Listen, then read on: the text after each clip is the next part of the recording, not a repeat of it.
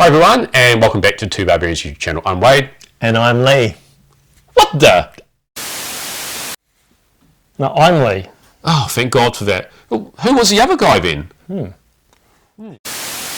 So, hang on Lee, who's this guy in the middle of us? Who is this? This is What am I doing here? it's a bit of a tight squeeze, isn't it? It is. Anyway, so we have our groupie here, actually also better off known as the third barbarian, Simon. Yeah. You've probably heard us refer to him in previous episodes and maybe on that last one we did with the Keep On Collecting guys, which Simon was actually quite often referenced. Yeah, with Matt and Andrew. So thanks to Matt and Andrew for having us on their stream. That was really cool. And we've got to meet talk to lots of cool people since, and thank you to all those additional subscribers that have joined. Really appreciate your support. And we thought, since we've got a toy show tomorrow, Simon's flown down for that, so we thought, well, let's actually do some YouTube filming, and let's talk about one of Simon's real passions. Yes, please. Thundercats. Yeah. It's been a while coming, isn't it? Oh, it has been. And where do we start with Thundercats, right? It's iconic toy line, LJN. This one here is LJN, but also Rainbow Toys, which is quite cool, which is UK company which had the boxing things for that. But I mean, where else do we start? For me, it was What Now in the 1980s, watching Thundercats on there until it got taken off air for being too paganistic.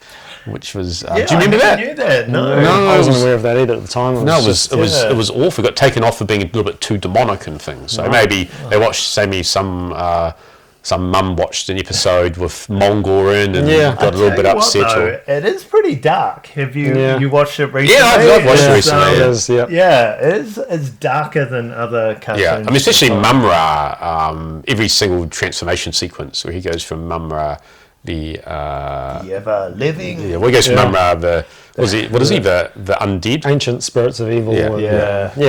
Take this evil form, something. You transform this evil form into Mumra, the ever living. And on the back of that show, we got some really cool toys for that too. So we thought we'd talk about the first wave of the toys.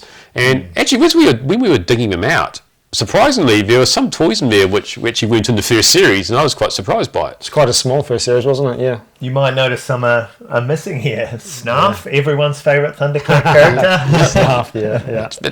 That's true, and also the one missing, you think Vulture Man was in there, but actually I guess Vulture Man was probably a later addition to the cartoon a little bit. He wasn't one of the first original of the mutants in there, so that makes perfect sense as to why he's not in there.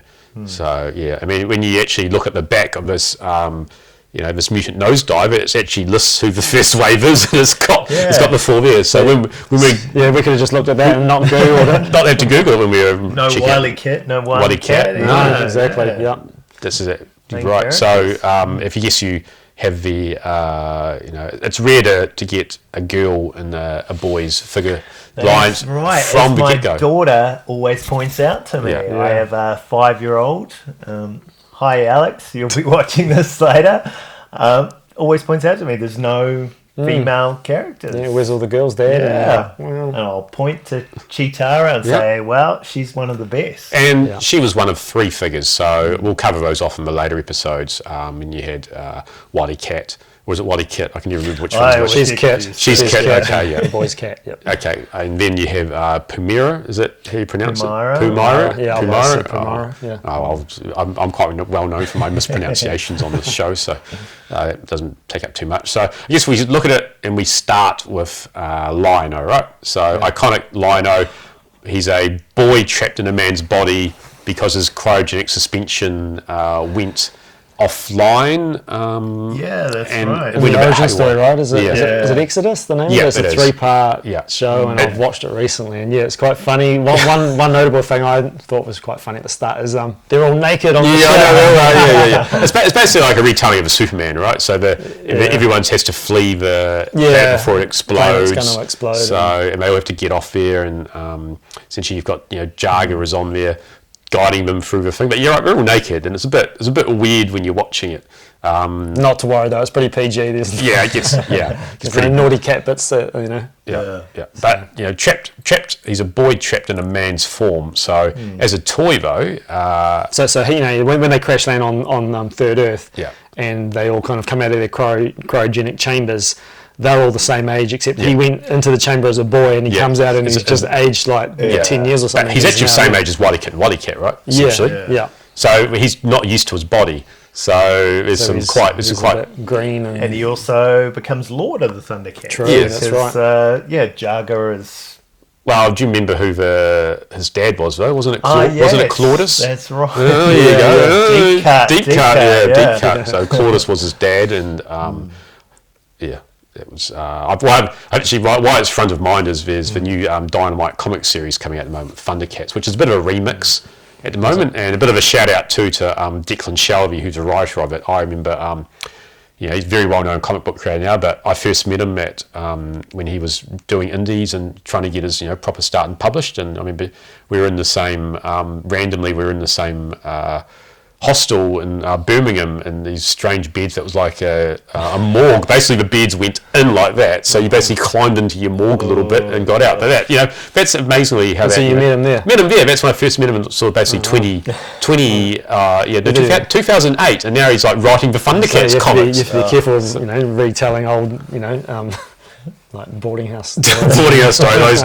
Well, I can see. There's not much else to tell, but I've got chatting to him, met him, saw him at different cons as watched his career progress. But that's a different side story from where we've got now. But that's why Claudus is front of mind. So back on track again with that. Whew, that was a bit of a. Well, I don't know about you guys, but I'd have Lino on my Mount Rushmore of 80s iconic 80s action figures. Iconic, yeah.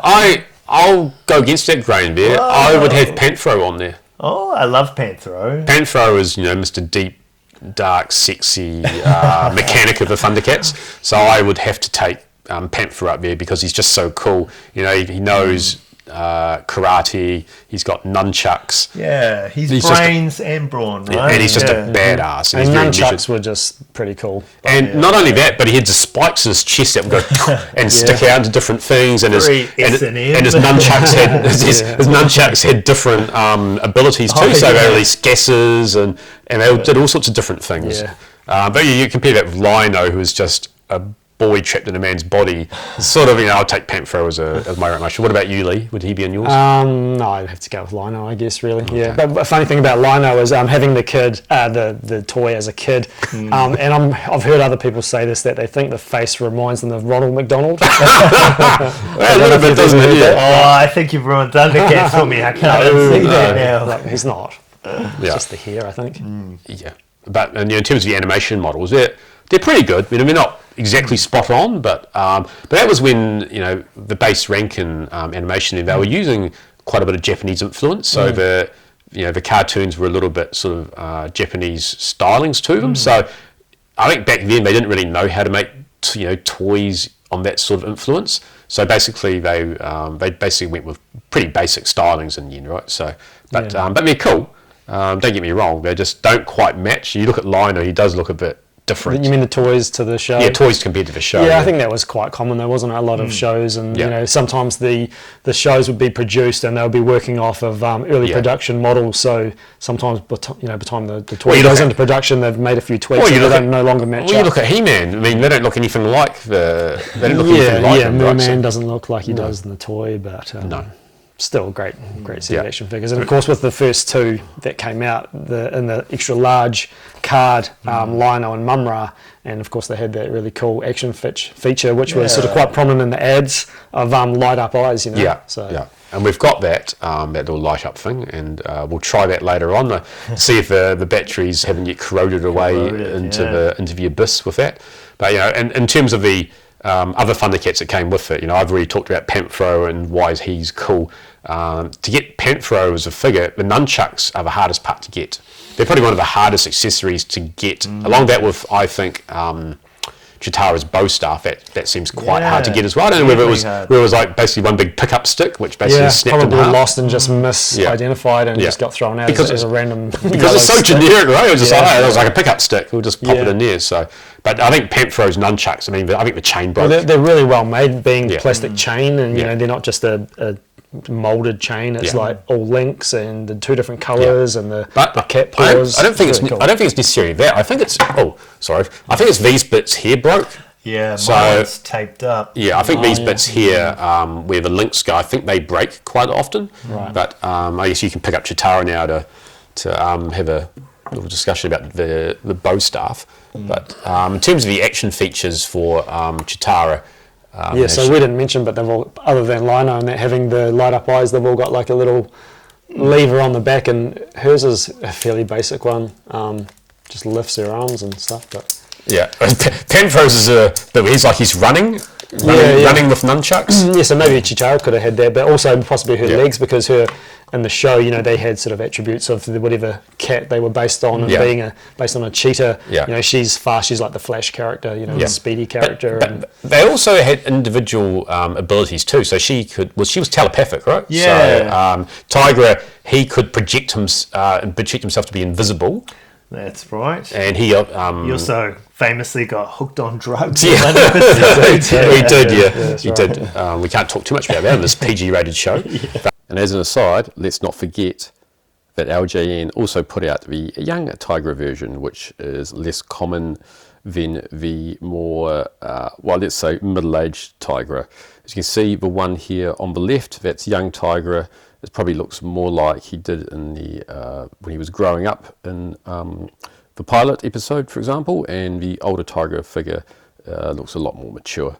Actually, when you look at them, it's actually very, very small figure is that young Tigra.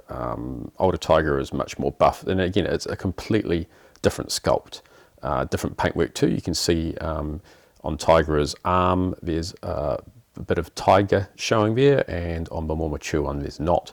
So interesting side, most people display their Thundercats with the older, more mature Tigra. And then Lino, but he was just a boy trapped in an adult's form. That was his special gimmick, wasn't it? So didn't do too much too special, but he was hooked up with the Sword of Omens, right? So he had sight beyond sight going. And he always was like, he's the main hero, so he's usually the one coming to save the day. He probably had the cool weapons with the sword, with basically being able to shoot. The one episode where he didn't save the day was when Safari Joe got them all. And the one that saved the day then was Snarf, because he was running around kicking the bucket.